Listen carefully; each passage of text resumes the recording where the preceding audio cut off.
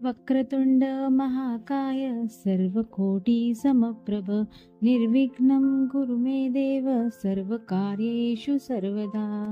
गणपती बाप्पा मोरया। नमस्कार, मी स्वरूपास किचन मध्ये तुमच्या सर्वांचं खूप मनापासून स्वागत करते। आज आपण बनवतोय गणपती बाप्पाचा आवडता नैवेद्य, तो म्हणजे मोदक। तर चला रेसिपीला सुरुवात करूया।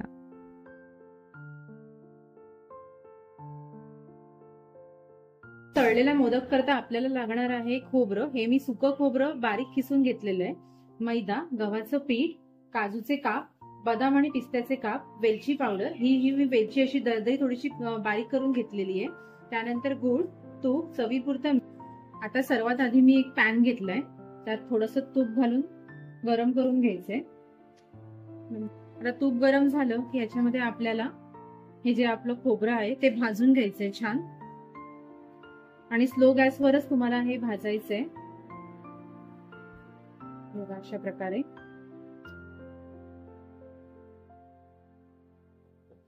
हे बघा आता आपलं खोबरं जे आहे ते छान मस्त भाजून झालेलं आहे।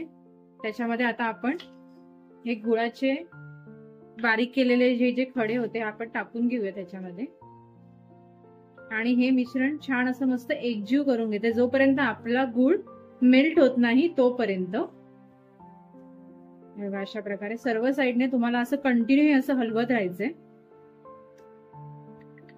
बघा आता आपलं गूळ आणि खोबरं जे आहे ते छान असं एकजीव झाले। आता आपण ह्याच्यामध्ये एका साइडला थोडंसं तूप घालून घ्यायचंय।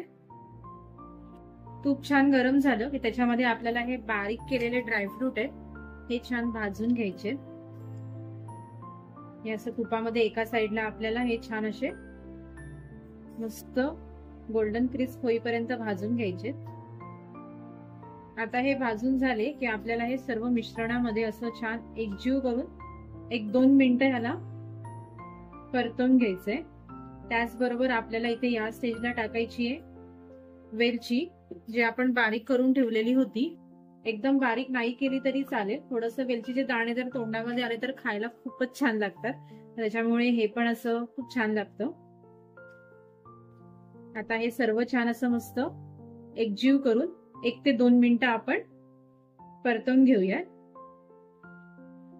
आणि मग आपलं सारण हे बघा आता 2 मिनिटांनंतर आपलं सारण केवढं मस्त असं एकजीव झालेलं आहे। त्याच्यामध्ये गूळ, तूप, आपले ड्रायफ्रूट सगळं असं मस्त एकत्र झालेलं आहे। आता आपण हे सारण एका बाउलमध्ये काढून घेऊयात। आपल्याला पीठ भिजवून घ्यायचं आहे मोदकांचं। त्याच्याकरता इथे मी घेतलं आहे 1 वाटी गव्हाचं पीठ, त्यानंतर त्याच्यामध्ये अर्धी वाटी मैद्याचं पीठ, चवीपुरतं मीठ घालून घ्यायचंय थोडंसं, आणि हे मी तूप गरम करून घेतलंय। आपल्याला इथे तुपाचं मोहन द्यायचंय जेणेकरून आपले मोदक सॉफ्ट असे होतील, जास्त कडक होणार नाही। तर हे असं मस्त छान एकत्र करून घ्यायचंय पहिले, त्याच्यानंतरच आपल्याला हे पाणी घालून मळायचंय। आता आपल्याला ह्याच्यामध्ये थोडं थोडं पाणी घालून हे पीठ छान मळून घ्यायचंय। असं सैल पीठ मळायचं नाहीये, थोडं थोडं पाणी घालून आपल्याला हे पीठ मळून घ्यायचंय। हे बघा आता आपलं पीठ छान मळून झालेलं आहे। आता ह्याला 1-2 मिनिटं असंच ठेवून द्यायचंय झाकण लावून, किंवा याच्यावर तुम्हाला असा कुठला कपडा साधा कॉटनचा तो टाकला तरीही चालेल। तर हे आपण 2 मिनिटांनी परत एकदा मळून घेऊयात। हे बघा आता आपलं पीठ छान मस्त मळून झालेलं आहे प्रॉपर। आता आपण याची अशी मोठी चपाती लाटून घेऊयात। थोडंसं पीठ खाली, जेणेकरून आपली चपाती पोळपाटाला चिकटणार नाही। आता आपण याला असे वाट्यांनी गोल गोल असे राऊंड शेप देऊन घेऊया अशा प्रकारे। हे बघा आता मी अशा पातळ पातळ अशा या पुऱ्या टाइप मध्ये शेप करून घेतलेले आहेत। तर आपल्याला काय करायचंय,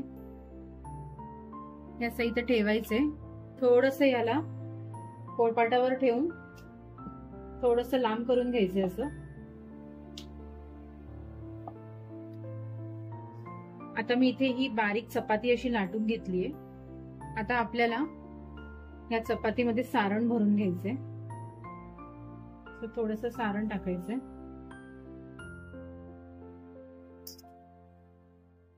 त्याच्यानंतर साइडने असे प्लेट्स करत जायचे अशा प्रकारे.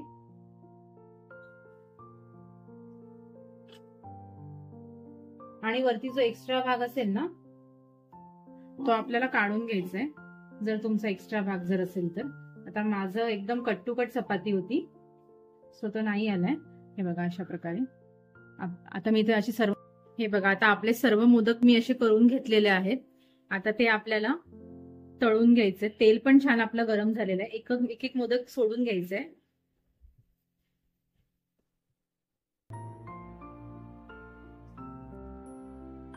हे बघा तुम्ही बघू शकता आपला मोदक एवढा छान फुलतोय. बघा हे बघा हळूहळू ती मस्त आपले मोदक फुलतायत.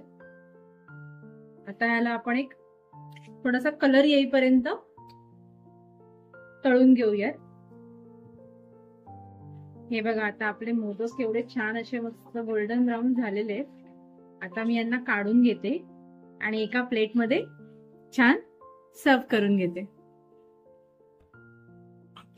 तर कशी वाटली तुम्हाला आजची रेसिपी? जर तुम्हाला ही रेसिपी आवडली असेल तर व्हिडिओला लाईक करा, शेअर करा, सबस्क्राईब करा आणि तिथलं बेल आयकॉन क्लिक करायला अजिबात विसरू नका. भेटूया पुढच्या रेसिपीमध्ये. थँक्यू.